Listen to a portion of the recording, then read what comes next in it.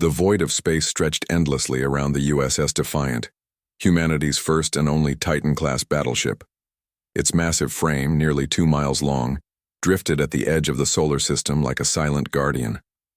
The ship's reinforced hull gleamed under the distant sunlight, its surface marked with the scars of construction and bearing the symbol of Earth's United Defense Force. Commander Sam Kelly stood on the bridge, hands clasped behind his back as he stared at the main view screen. Stars twinkled against the blackness, peaceful and undisturbed, but Sam knew better.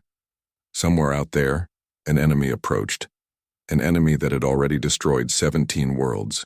"Commander, incoming transmission from Proxima Centauri colony," called out communications specialist Diane White. Her fingers moved quickly across her console, redirecting the signal to the main screen. The image that appeared made Sam's blood run cold. A man, face covered in dust and blood, eyes wide with fear, shouted into the camera. Behind him, explosions rocked the colony's main dome. "They're here. The ships appeared out of nowhere, hundreds of them. They're not responding to..." The transmission cut off abruptly. "Try to re-establish contact," Sam ordered, his voice steady, despite the knot forming in his stomach. "No response, sir," Diane replied after several attempts. "All channels from Proxima are silent." Sam turned to his second-in-command, Lieutenant Joe Mason. "Alert Admiral Peterson. Tell him we've lost contact with Proxima." "Already done, sir," Joe replied. "Admiral Peterson is requesting an emergency conference." Minutes later, the bridge crew gathered around the holographic display at the center of the command deck. The blue light of the hologram illuminated their worried faces as Admiral Frank Peterson's image materialized. "Commander Kelly, I assume you received the transmission from Proxima?" the Admiral asked, his voice grim. "Yes, sir. All contact has been lost." "Then it's as we feared. The Voidborn have entered our sector." Admiral Peterson's image was replaced by footage from various surveillance drones. The crew watched in stunned silence as swarms of biomechanical ships moved through space like a dark cloud, leaving nothing but destruction in their wake. "These images were captured over the past 3 months from the outer worlds," Peterson continued. "Each planet they encountered fell within days. No survivors, no prisoners, just complete annihilation." Sam leaned forward, studying the strange ships. They moved with unnatural precision, thousands of vessels operating as one organism. "What do we know about them, sir?" "Not enough," Peterson admitted. "We've been gathering intelligence from automated probes and distress signals. They seem to be a hive mind species. We've designated them Voidborn based on intercepted communications from one of their previous victims." The Admiral's expression hardened. "Commander, I'm authorizing the activation of the Defiant's full weapon systems. Your orders are to establish a defensive position at the edge of our solar system. You're our last line of defense, our final bulwark before Earth." Sam nodded, feeling the weight of responsibility settle on his shoulders. "Understood, sir. What about evacuation protocols?" "Already underway. We're moving civilians to the underground shelters. But Earth has billions of people, Kelly. We need time." The Admiral's voice dropped. "You need to buy us that time." After the briefing ended, Sam turned to his crew. "Battle stations. All hands prepare for possible engagement." As the alarm sounded throughout the ship, Diane White called out, "Commander, I'm picking up fragmented transmissions from unknown sources. They're not in any language in our database." "Put them through," Sam ordered. The bridge speakers crackled with static before a voice spoke in what sounded like a mix of electronic tones and organic sounds. The computer translated, "Beware. Devourers. They consume everything. Fled. Our world. Too late. Beware." "Sir," Diane said, her voice quiet. "I've isolated 17 distinct linguistic patterns. I believe these are automated warning beacons from the worlds that have already fallen." Sam felt a chill run down his spine. 17 civilizations, likely as advanced as humanity or more so, had been wiped out. And now, the Voidborn were coming for Earth. "Chief Engineer Howard, report to the bridge," Sam called over the intercom. "Greg." Howard arrived minutes later, his uniform stained with hydraulic fluid. "You called, Commander?" "It's time to activate the shield technology, Greg. Is it ready?" The engineer hesitated. The tests show it's stable, but we haven't done a full-scale deployment. There could be unforeseen consequences. We don't have a choice, Sam replied. The Voidborn have destroyed Proxima. We're next. Greg nodded grimly. I'll need 20 minutes to bring the systems online. You have 10, Sam said. Move. As Greg rushed from the bridge, Sam turned to the tactical officer, Lieutenant Olivia Martinez. What's our weapon status? All systems operational, sir, she replied. Railguns charged, missile bays loaded, laser arrays at full capacity, but... She hesitated. But what, Lieutenant? Based on the footage from Admiral Peterson, the Voidborn ships number in the thousands. Even with our advanced weapons, we're severely outnumbered. Sam nodded, understanding the unspoken question. How could one ship, no matter how advanced, stand against such overwhelming odds? Sometimes, Lieutenant, victory isn't about numbers. It's about position and determination. He pointed to the tactical display. We'll establish our defensive line here at the heliopause, the edge of our solar system. The radiation from the sun will disrupt their sensors, giving us a slight advantage. Over the next hours, the crew of the Defiant worked tirelessly to prepare for battle. The massive ship moved into position, its engines leaving a blue trail in the vacuum. In engineering, Greg Howard and his team activated the experimental shield, technology that made the Defiant special, a quantum field designed to absorb and redirect energy. As the final preparations were made, Sam stood at the observation window in his quarters, looking out at the stars. Somewhere out there were the Voidborn, coming ever closer to the only home humanity had ever known. His quiet moment was interrupted by the ship-wide alert. Commander to the bridge, Diane's voice called over the intercom. Unknown objects approaching, at high velocity. When Sam arrived on the bridge, the main view screen showed what looked like a dark stain spreading across the stars. As the sensors zoomed in, the stain resolved into thousands of ships moving in perfect coordination like a school of fish or a flock of birds. Magnify, Sam ordered. The image zoomed further, revealing the true nature of the Voidborn vessels. They were unlike anything Sam had ever seen, part machine, part organism. Their hulls pulsed with what looked like blood vessels, and strange appendages extended and retracted along their frames. They're hailing us, Diane announced, surprise evident in her voice. On screen, Sam ordered, straightening his uniform. The view screen flickered and an image appeared that caused several crew members to gasp. What faced them was not a single entity but a collective. Hundreds of pale, eyeless faces merged together into a wall of flesh and metal. When it spoke, it was with many voices in unison, in broken human language. We are the many. You are the few. Surrender. Be consumed. Resistance brings pain. Sam stepped forward, his face resolute. This is Commander Sam Kelly of the United Earth Ship Defiant. You have entered sovereign human space. Withdraw immediately. The many-faced entity seemed to ripple as if sharing Sam's response among its consciousness. Then it replied simply, No. The transmission ended abruptly. On the tactical display, the swarm of Voidborn ships began to accelerate. Shields up, Sam ordered. All hands to battle stations. This is not a drill.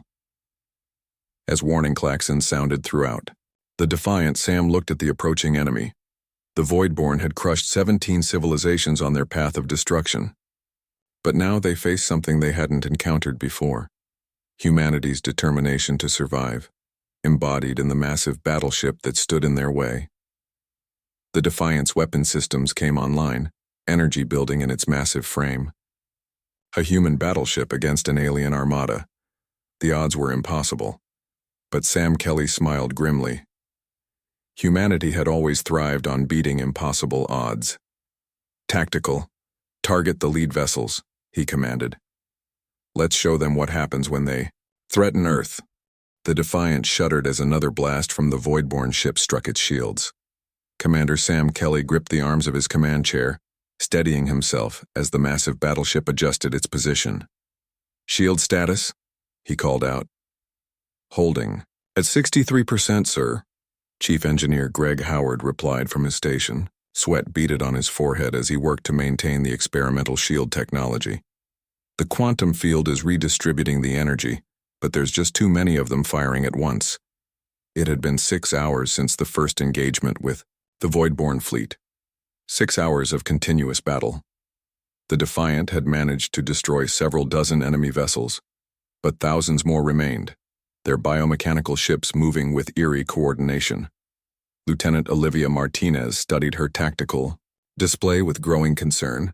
Sir, they're adapting to our weapon patterns. Each time we fire, the next wave adjusts to minimize damage.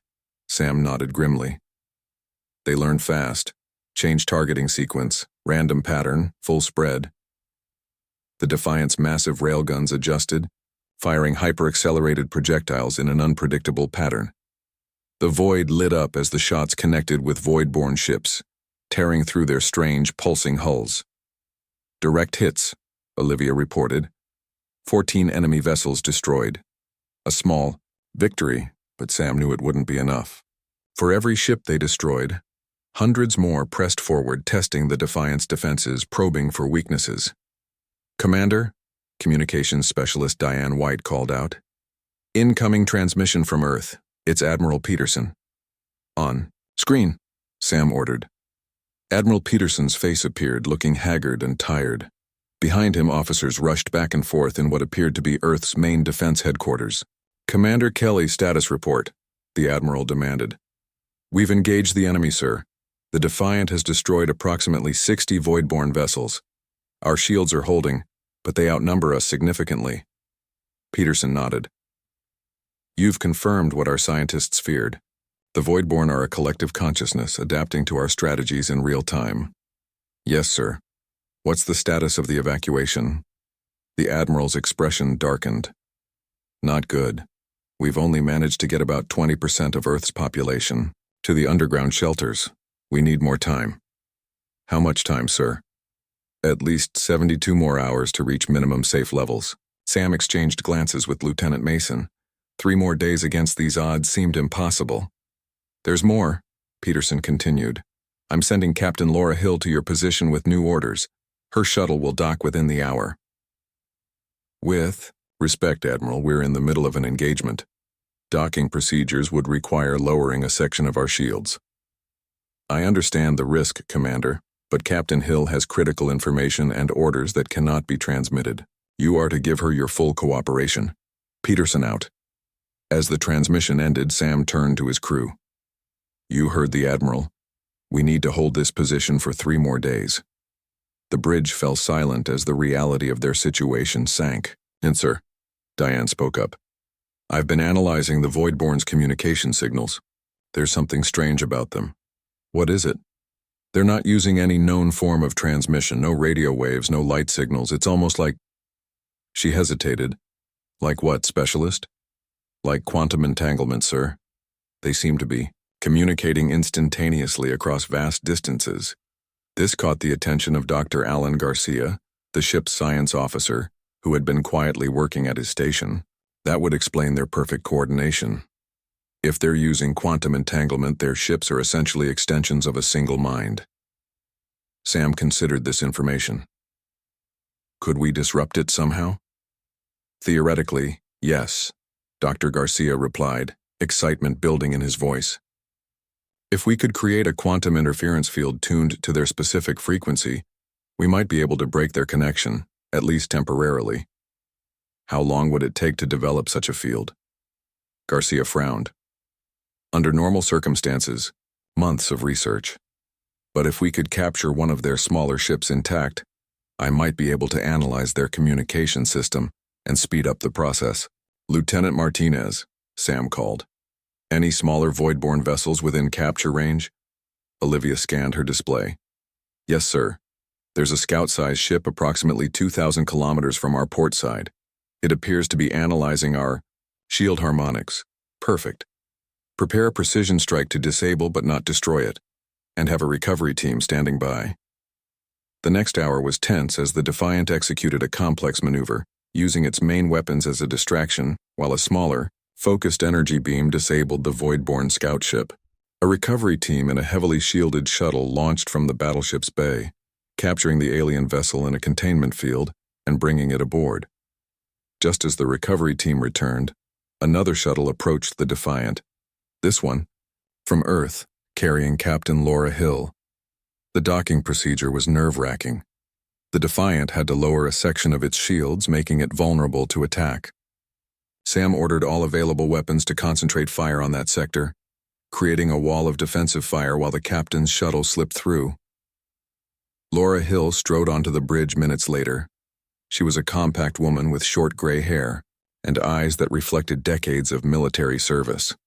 Without preamble, she handed Sam a sealed data chip. "New orders, Commander Kelly, for your eyes only." Sam inserted the chip into his personal console. What he read made his blood run cold. He looked up at Captain Hill in disbelief. "Is this accurate?" She nodded grimly. "Every word. The Joint Chiefs made the decision an hour ago." Sam stood and faced his bridge crew. "Ladies and gentlemen, there's been a change in our mission parameters. Captain Hill has brought new intelligence and orders." He took a deep breath before continuing. "Earth's leaders have made the decision to begin full planetary evacuation. The underground shelters are no longer considered sufficient protection." The announcement was met with stunned silence.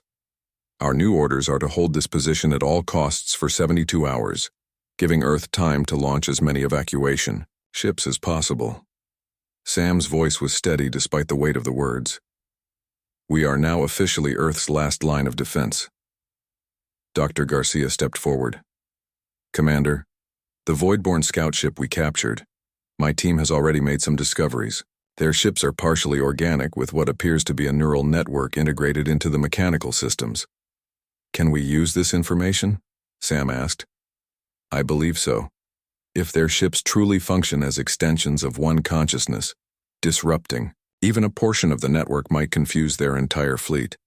Captain Hill nodded approvingly. "That's exactly the kind of advantage we need. The evacuation ships will be unarmed, carrying as many civilians as possible. They'll need a clear path out of the solar system." Before they could discuss further, the ship rocked violently, throwing several crew members to the floor. "Direct hit," Greg shouted from engineering. "They've changed their attack pattern, shields down to 40%. On the main view screen, the Voidborn ships were forming into a new configuration, a massive arrow-shaped formation aimed directly at the Defiant. "They're concentrating their firepower," Olivia warned. "Impact in 30 seconds." Sam returned to his command chair. "All power to forward shields. Brace for impact." As the Voidborn attack force surged forward, Sam knew that the real battle was only beginning. Humanity's future hung in the balance, and the Defiant, this single human battleship, was all that stood between Earth and annihilation. The ship trembled under his feet, its massive frame straining against the onslaught. But Sam Kelly allowed himself a small, determined smile. If these aliens thought humanity would fall easily like the 17 worlds before them, they were about to learn a painful lesson. The Defiant's medical bay was filled with injured crew members. Dr. Nancy Rivera moved quickly between beds, treating plasma burns and fractures from the last Voidborn attack. The battleship had survived the concentrated assault, but not without cost. On the bridge, Commander Sam Kelly studied the tactical display. They had destroyed over 100 enemy vessels now, but the Voidborn strategy had changed. Instead of a direct assault, the alien ships had spread into a wide net, maintaining a constant barrage from multiple angles. "Shield status?" Sam asked. 32% and falling slowly," Greg Howard replied from engineering. "We've rerouted all non-essential power, but we can't keep this up for another 60 hours. Captain Laura Hill stood beside Sam, her expression grim. "We need to change our approach, Commander. Defense alone won't be enough." "I agree," Sam replied. "We need something unexpected." He turned to communications specialist Diane White. "Any response to our distress call?" After the last attack, Sam had authorized a desperate measure, broadcasting a message to any survivors of the worlds previously destroyed by the Voidborn. It was a long shot, but they needed all the help they could get. "Nothing yet, sir," Diane began, then paused as her console lit up. Wait, I'm picking up something. 3 ships approaching from Sector 7. Voidborn? Sam asked, tensing. No, sir. Different configuration entirely. Diane adjusted her controls. They're transmitting an identification signal in multiple languages. I think they're responding to our call. Sam and Laura exchanged hopeful glances. Put it on screen, he ordered. The main view screen displayed 3 vessels of completely different designs. One appeared to be made of some crystalline material that refracted light in all directions. Another was barely visible, seeming to shift in and out of phase with normal space. The third had a reptilian appearance, its hull covered in what looked like scales. They're hailing us, Diane reported. Open a channel. The screen split into 3 sections, each displaying a different alien being. The first was a crystalline entity, whose body seemed to be composed of geometric shapes that slowly rotated and realigned. The second was a swirling mass of colored gas contained within a transparent field. The third was a reptilian humanoid with emerald scales and vertical pupils. I am Commander Sam Kelly of the Earth vessel Defiant. Thank you for responding to our distress call. The crystalline being spoke first, its voice sounding like chimes. I am Krell, last scientist of Epsilon Indi. We heard your call. The Voidborn destroyed our world 3 cycles ago. The gaseous entity swirled faster. Mora of Tau Ceti, my people exist now only as scattered clouds. The destroyers came without warning. The reptilian alien nodded solemnly. I am Zelnar, military commander from Sirius System. My warship was on patrol when the Voidborn consumed our homeworld. We have been tracking them since, looking for weakness. Sam felt a surge of hope. We welcome your assistance. Can your vessels dock with the Defiant? We need to coordinate our efforts. Our ships are not compatible with your docking systems, Krell replied, but we can transfer to your vessel temporarily. Within an hour, the 3 alien representatives had been transported aboard the Defiant. Chief Security Officer Paul Rivers was visibly uncomfortable as he escorted them to the bridge. With all due respect, Commander, he whispered to Sam, how do we know we can trust them? For all we know, they could be Voidborn spies. I understand your concern, Sam replied quietly. Keep security teams on alert, but remember, they've suffered at the hands of the Voidborn just as we're about to. We need allies. On the bridge, Dr. Alan Garcia was explaining his findings from the captured scout ship.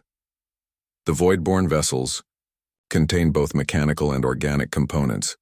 The organic parts appear to be neural tissue, connected through quantum entanglement. This matches what we discovered, Krell said, crystal facets shifting in what might have been a nod. The Voidborn are a synthetic consciousness that evolved beyond their creators. They consume organic matter to grow their neural network. Zelnar hissed softly. My people fought them with our most powerful weapons. Nothing worked. They adapted too quickly. We tried to hide. Mora's gaseous form pulsed with soft light. We can phase shift our matter. It only delayed the inevitable. They developed phase tracking technology and found us anyway. Sam considered this information. So direct confrontation failed and hiding failed. What haven't they encountered before? Dr. Garcia looked up from his console.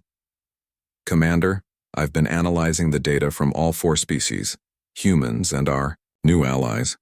There might be a way to disrupt their quantum network. Explain. Each of our species developed different technologies to communicate. Humans use electromagnetic waves. Krell's people use crystalline resonance. Mora's kind use phase state modulation. And Zelnar's species uses biochemical signals. Garcia's eyes lit up with excitement. If we combine all 4 communication technologies into a single disruptive pulse, we might be able to create enough quantum interference to temporarily break their hive-mind connection. How temporary? Laura asked. Minutes at best. But that might be enough to target their command structure. Sam turned to Lieutenant Olivia Martinez. What do we know about their command structure? Based on the battle patterns, I believe this ship here is coordinating their attacks. She pointed to a larger vessel near the center of the Voidborn fleet. It stays protected and never engages directly. Chief Engineer Howard joined the conversation. Commander, if we combine our allies' technology with our quantum disruptor, we might be able to create a window of opportunity, but we'd need to get much closer to that command ship. A direct assault would be suicide, Zelnar warned, his scaled tail twitching. My battlecruiser tried such an approach. We lost half our crew before we even got close. What if we don't attack directly? Sam suggested. What if we make them think we're more damaged than we actually are? Laura caught on immediately. Feint. We appear vulnerable, draw them in, then launch a precision strike when they're close enough. For the next few hours, the combined team of humans and aliens worked to integrate their technologies. Greg Howard and Krell modified the Defiance shield generators to incorporate crystalline resonance.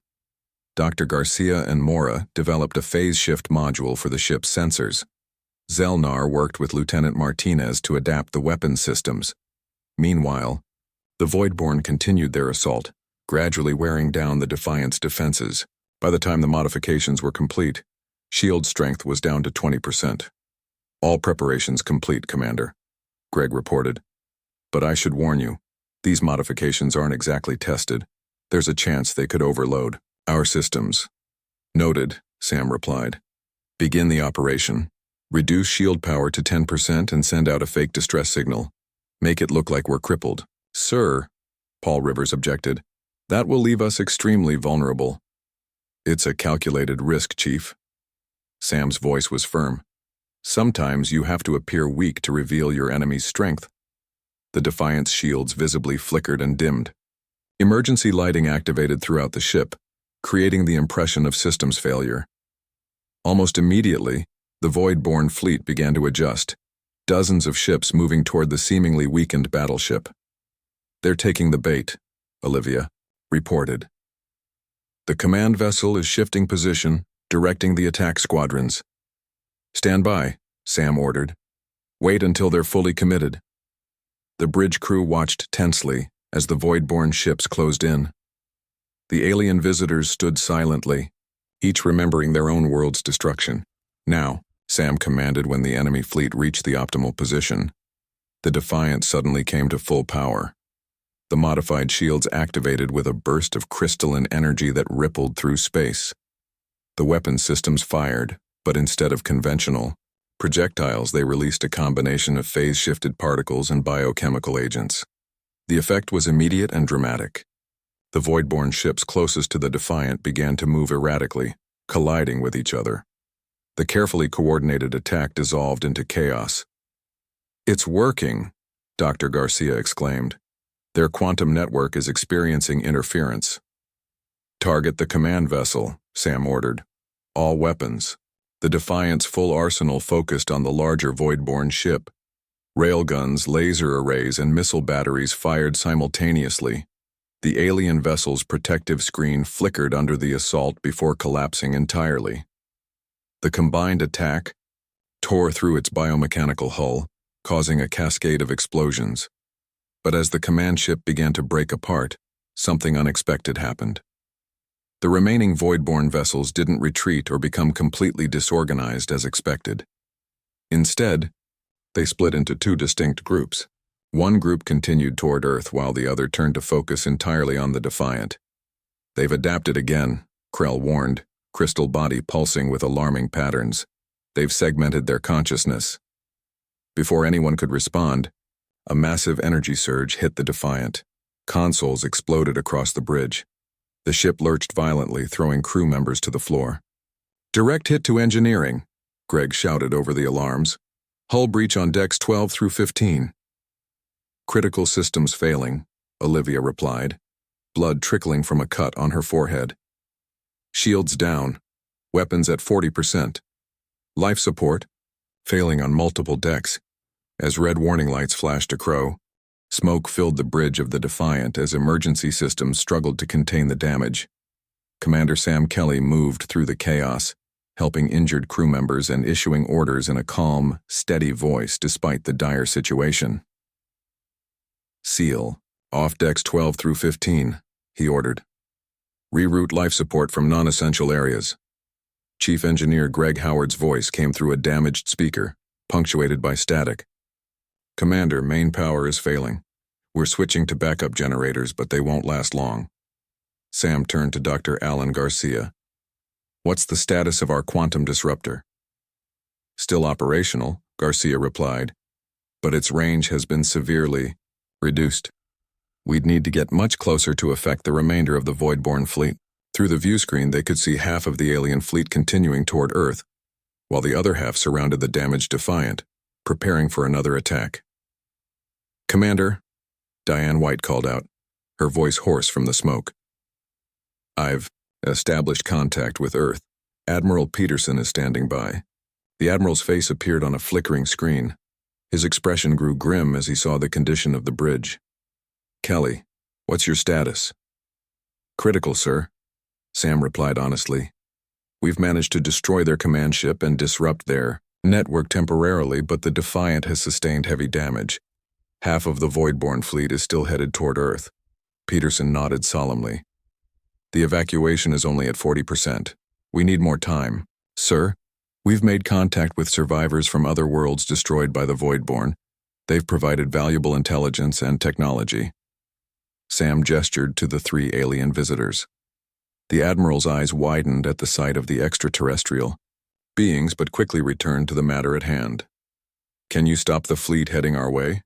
"Not in our current condition," Sam admitted, "but we have a plan. The quantum disruptor technology we used against their command ship can be modified into a more powerful device. If deployed directly within their fleet, it could disrupt their entire network." "I sense there's more to this plan," Peterson said. "Yes, sir. The device would need to be delivered manually via shuttle, directly into the heart of their fleet." Sam's voice remained steady despite the implication. "It would be a one-way trip." A heavy silence fell over the bridge. "I see," Peterson finally said. "And the Defiant?" "We'll provide whatever covering fire we can, sir." The Admiral closed his eyes briefly. "Understood, Commander. Do what you must. Earth is counting on you." The transmission ended. Sam turned to face his crew. "I won't order anyone to pilot that shuttle. This has to be a volunteer mission." Before anyone could speak, Greg Howard's voice came through the comm system. "I'll do it, Commander." "Greg, we need you here to keep the ship running," Sam protested. "With respect, sir. My engineering team can handle that. I know the quantum disruptor better than anyone. I can make the necessary modifications and ensure it detonates properly." Sam wanted to argue, but knew Greg was right. "Report to the shuttle bay in 30 minutes. As the crew prepared for the mission, Dr. Garcia and the alien visitors worked frantically to enhance the quantum disruptor with their combined technologies.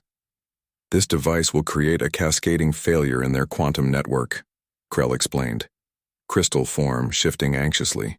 "But its effects will be temporary unless delivered to a critical point within their fleet structure." "I've analyzed their movement patterns," Zelnar added. "Here is the optimal target." The reptilian alien pointed to a spot on the tactical display where multiple Voidborn ships converged. In the shuttle bay, Greg Howard prepared a small craft for the mission. He worked methodically, checking systems and loading the modified quantum disruptor. "She's ready," he reported when Sam arrived to inspect the shuttle. "Once I reach the target point, I'll activate the device manually. The resulting quantum cascade should disrupt their network for approximately 3 minutes. 3 minutes might be enough to give our evacuation ships a chance," Sam said. He extended his hand. "Greg, Save it, Commander." Greg interrupted with a small smile. "We all knew the risks when we signed up. Just make sure Earth knows what happened here." Sam nodded, unable to find the right words. He grasped Greg's hand firmly, then turned to leave, only to find Krell standing at the shuttle bay entrance. "I wish to join Engineer Howard on this mission," the crystalline being announced. "That's not necessary," Greg said. "This is our fight."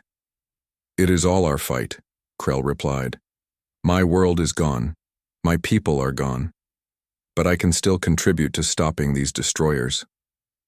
There was a pause before Krell continued. "Also, my crystalline structure can survive briefly in space. If something goes wrong with the manual detonation, I might be able to complete the mission. Sam looked between the human engineer and the alien scientist. It's your decision, Greg. After a moment's consideration, Greg nodded. Welcome aboard, Krill. On the bridge, final preparations were underway. Lieutenant Olivia Martinez reconfigured the remaining weapons to provide as much covering fire as possible. Captain Laura Hill worked with the medical team to evacuate critically injured crew members to more secure areas of the ship. Shuttle is ready for launch, Greg's voice announced over the comm system. Understood, Sam replied. All hands, prepare for covering fire. We need to give them the best chance possible. As the shuttle bay doors opened, Sam addressed the ship. Engineer, Howard and our ally Krell are about to embark on a mission that may save Earth. They exemplify the highest ideals of courage and sacrifice. Let's ensure their bravery is not in vain. The small shuttle launched, immediately drawing fire from the void-borne ships. The Defiant responded with everything it had left, railguns and laser arrays targeting any enemy vessel that approached the shuttle. On the bridge, the crew watched tensely as the tiny craft weaved between massive alien ships, taking damage but pressing forward. They're approaching the target zone, Olivia reported. Suddenly, Diane called out, Commander, I'm receiving a transmission from Admiral Peterson. Our long-range sensors have detected multiple ships launching from Earth. The evacuation fleet, Laura said. Sam's heart sank. They're launching too early. The Voidborn will intercept them. At that moment, the shuttle carrying Greg and Krell took a direct hit, spinning out of control. Shuttle damaged, but still operational, Olivia reported. They're continuing toward the target. Greg's voice came through, broken by static. Lost. Maneuvering thrusters, can still reach target manually. The crew watched in silence as the shuttle, trailing debris, continued its course directly into the heart of the Voidborn fleet. They're in position, Olivia finally said. Seconds passed with no sign of detonation. Something's wrong, Dr. Garcia whispered. The disruptor should have activated by now. Mora's gaseous form swirled rapidly. The triggering mechanism must have been damaged. On the main view screen, they saw a small figure emerge from the shuttle.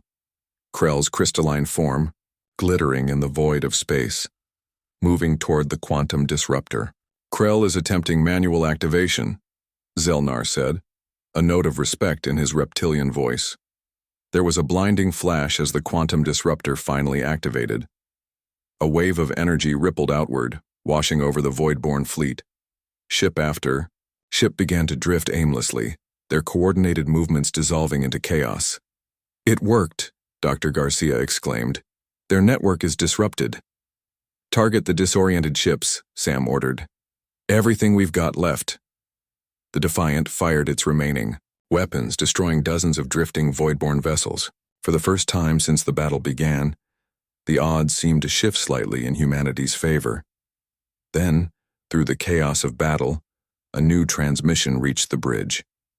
Admiral Peterson's voice was filled with an emotion Sam had never heard from him before. Hope. Commander Kelly, reinforcements are coming. Hold your position. Reinforcements, sir? Sam questioned. I thought Earth had no other military vessels. Not military, Peterson replied. Something else entirely. As the Defiant continued to fight, its damaged sensors detected thousands of new contacts approaching rapidly from the direction of Earth. Commander Sam Kelly stared at the sensor display in disbelief. Thousands of small ships were approaching from Earth's direction, moving at incredible speed. They weren't military vessels. Their configurations were too varied, too irregular. What are we looking at? He asked, turning to Captain Laura Hill. Laura studied the readings, her eyes widening. They're civilian ships, mining vessels, transport shuttles, private yachts, science crafts, anything that could fly. Earth sent everything they had. Main view screen showed the approaching fleet. True to Laura's words, it was a patchwork armada of vessels never designed for combat. Some had been hastily fitted with makeshift weapons, mining lasers, industrial cutting tools, even construction equipment. They're being led by a familiar ship, Diane White reported from her communications station. It's Captain Hill's vessel, the Intrepid. I left my first officer in command, Laura explained. But I never expected this. Admiral Peterson's voice came through the comm system. Commander Kelly, Captain Hill, this wasn't my order. When word spread about what the Defiant was facing, civilians started volunteering. We couldn't stop them. They modified whatever ships they had and launched to support you. Sam felt something tighten in his chest. Humanity wasn't retreating, they were coming to fight. The civilian fleet is hailing us, Diane announced. Put them through. The screen showed the bridge of the Intrepid. Lieutenant Ben Wade, Laura's first officer, stood tall and determined. Defiant, this is Lieutenant Wade. We've brought some friends to the party. Ben, what are you doing? Laura demanded. Those are civilian vessels. They don't stand a chance against the Voidborn. With respect, Captain, these people made their choice. When they heard about the Defiant holding the line alone, they wouldn't stay behind. Everyone here knows the stakes. Sam looked at the tactical display. The Voidborn ships affected by the quantum disruptor were beginning to recover, their coordinated movements slowly returning. Lieutenant Wade, we appreciate the support, but the Voidborn will adapt quickly. What's your plan? We understand the Voidborn operate as a hive mind, Wade replied. So we're doing the opposite. Every ship in our fleet is operating independently. No central command, no predictable patterns. We've distributed Dr. Garcia's research data to all vessels. Each one is generating a different frequency disruption field. Dr. Garcia looked up from his console. That's brilliant. Multiple disruption fields at different frequencies would be much harder for them to adapt to. We've also got something else, Wade continued. When the evacuation began, scientists from around the world brought their research. One team had been working on a virus designed to attack computer systems that operate like neural networks. Sam exchanged glances with Mora and Zelnar. A virus against a synthetic consciousness. It's theoretical, Wade admitted. But if we can introduce it into enough Voidborn ships, it could work, Dr. Garcia interjected. Especially while their network is disrupted, they'd be unable to coordinate an immune response. Tell us what you need from us, Sam said. The Defiant has the most powerful transmission equipment. If you can boost the virus signal using your main communications array, we'll handle the delivery system. Sam turned to his crew. Diane, work with Dr. Garcia to configure our communications array. Olivia, coordinate our remaining weapons with Lieutenant Wade's attack plan. As the crew rushed to their tasks, Mora floated closer to Sam. Commander, my species can exist in the vacuum of space. I wish to join your effort directly. What are you suggesting? Your shuttles are damaged, but I can phase through the hull of the Defiant and approach Voidborn vessels. I can carry small devices that might aid your virus delivery, Sam nodded. Work with Dr. Garcia, if you're sure about this. Zelnar stepped forward as well. My species evolved to withstand extreme conditions. I too can assist outside the ship. Within minutes, the combined human-alien plan was in motion.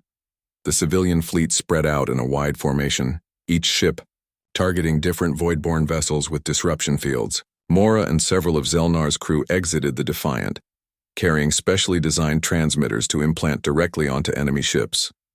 The Defiant, despite its extensive damage, became the command center of the operation. Sam coordinated the defense, while Laura directed the civilian fleet's movements. Dr. Garcia worked frantically with Diane to modify the communications array. Ready to transmit, Dr. Garcia finally announced. All ships, this is Commander Kelly, Sam broadcast to the civilian fleet. Begin your approach. The Defiant will provide covering fire and transmit the virus on my mark. What followed was unlike any battle in human history. Thousands of civilian ships darted between the massive Voidborn vessels, evading attacks with maneuvers no military strategist would ever approve. Mining ships used their excavation beams to carve into alien hulls. Research vessels deployed scientific equipment repurposed as weapons. The Defiant fired its remaining weapons with surgical precision, targeting Voidborn vessels that threatened the smaller civilian ships. Mora and Zelnar's teams moved unseen between enemy ships, attaching transmitters to key points. Voidborn ships are trying to reform their fleet structure, Olivia reported. Their coordination is improving. Now, Dr. Garcia, Sam ordered. Transmit the virus. The Defiant's communications array pulsed with energy, as it broadcast the virus code on multiple frequencies. Simultaneously, the transmitters planted by Mora and Zelnar activated, creating a network of infection points throughout the Voidborn fleet. For several seconds, nothing seemed to happen. Then one by one, Voidborn ships began to move erratically. Some fired weapons randomly. Others drifted out of formation or collided with their neighbors. "It's working," Dr. Garcia exclaimed. "The virus is corrupting their neural network." At the tactical display, the organized Voidborn fleet dissolved into chaos. Without their hive mind connection, the individual ships lost their purpose and coordination. "All vessels, concentrate fire on the compromised ships," Sam ordered.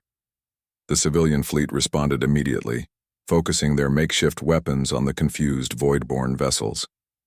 The damage inflicted might have been minimal from any single civilian ship, but the combined assault from thousands proved devastating.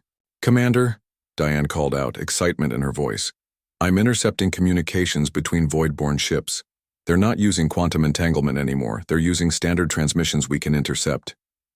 "What are they saying?" Sam asked. Dr. Garcia analyzed the data.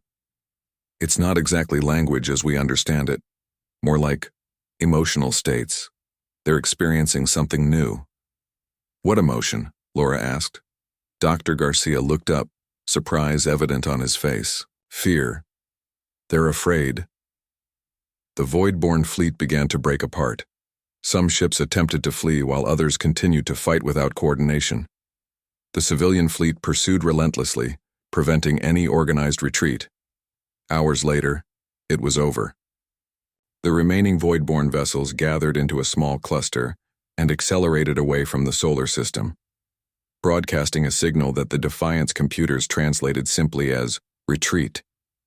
Admiral Peterson's voice came through the comm system. "Commander Kelly, Captain Hill, status report." "The Voidborn are retreating, Admiral," Sam replied, his voice hoarse from exhaustion. "Earth is safe." The bridge of the Defiant erupted in cheers. Even Zelnar, usually stoic, let out a reptilian hiss of satisfaction. Days later, Sam stood in the observation lounge of the badly damaged Defiant. Engineers and construction crews swarmed around the ship, beginning repairs. Through the viewport, he could see the civilian fleet still gathered nearby, their mismatched vessels a testament to human ingenuity and courage. Mora, Krell's surviving crystal fragments, and Zelnar joined him at the window. "What will you do now?" Sam asked the aliens. "Our worlds are gone," Zelnar replied. "But perhaps we can help ensure other worlds don't share their fate." "The Voidborn will return," Mora warned, gas form pulsing slowly. "They will adapt. We'll try again. And we'll be ready," Sam said with quiet determination. "Not just humans this time, but all of us together." As they watched Earth's first interstellar evacuation ships returning home, Sam thought about Greg Howard, Krell, and all those who had sacrificed themselves in the battle. The Voidborn had destroyed 17 worlds before encountering humanity. They had expected Earth to fall just as easily. Instead, they had found something they had never experienced before. A species that refused to surrender, that would fight against impossible odds, that valued courage and sacrifice over self-preservation. They had found humans. And for the first time in their existence, the devourers of worlds had learned what it meant to fear.